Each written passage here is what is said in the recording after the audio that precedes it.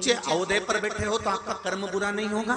हो सकता है कि संसार में ऐसे कई लोग जन्म लेते हैं जिनका कर्म बुरा कर लेते हैं। बहुत विद्वान से विद्वान भी विद्वत्ता में लिप्त होने के बाद भी कर्म बुरा कर जाते हैं। रावण में क्या कमी थी?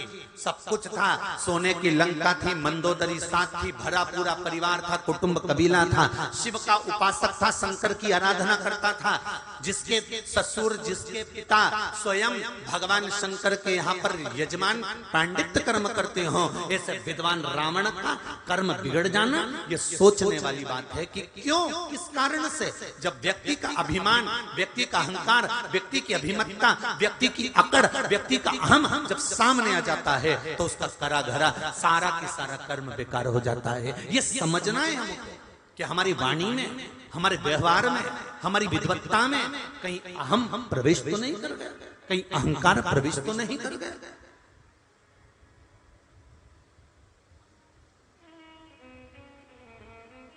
महिला मंडल के अध्यक्ष बन गए, अभी तक तुम भाभी जी थे, अभी तक तुम जीजी थे, अभी तक तुम काकी जी थे, अभी तक तुम चाची जी थे, अभी तक तुम बुआ जी थे, अभी तक तुम नानी जी थे। जैसे पद मिला, पद मिलते से तुम्हारे को थोड़ा सा अभिमान आ गया। अब कोई कह भी रहा है तो तुम मुझे जानती नहीं हो क्या? मुझ में अक्ल नहीं है? मैं अध्यक्ष हूं।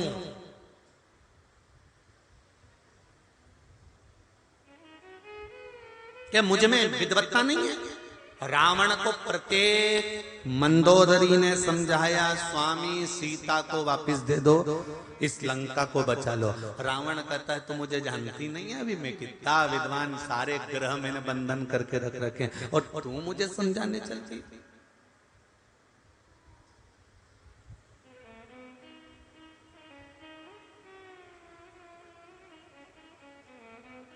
तो मुझे समझाने डाली।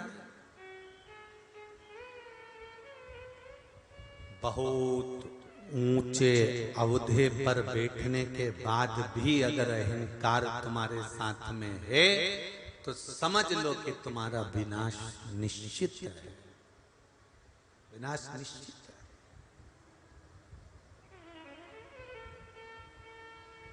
कितना विद्वान था क्रौंच गंधर्व,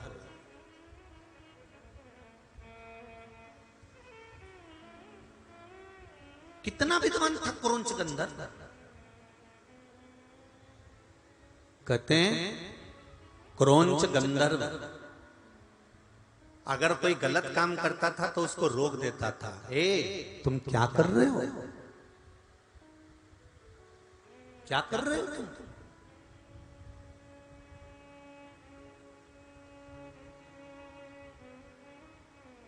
कोई गलत मार्ग पर जाता था तो क्रौंच गंधर्व रोक देता था। कहां जा रहे हो तुम?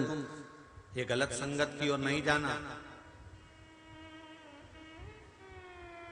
गलत मार्ग पर नहीं जाना। क्रौंच गंधर्व जो देवताओं के पास में रह रहा है, इंद्र की सभा में बैठता है, क्रौंच गंधर्व जो देवताओं की सभा में बैठकर सबको नीति का पथ दिखाता है, क्रौंच गंधर्व जो अच्छी जगह पर बैठकर लोगों का मार्ग निश्चित करता है, क्रौंच गंधर्व जो सब अप्सराओं को भी एक बात कहता है कि गलत पथ पर मत जाना, अप्सराओं को भी समझाता है। वो क्रौंच गंधर्व की बुद्धि कहां गई थी जब शोभरी ऋषि के घर में प्रवेश कर गया?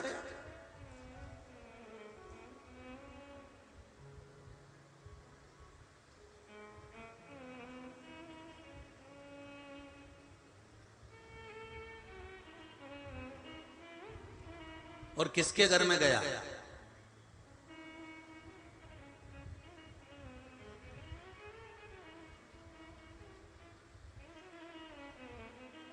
चोरी करने वालों को, चोटों को और चोटियों को एक निवेदन है।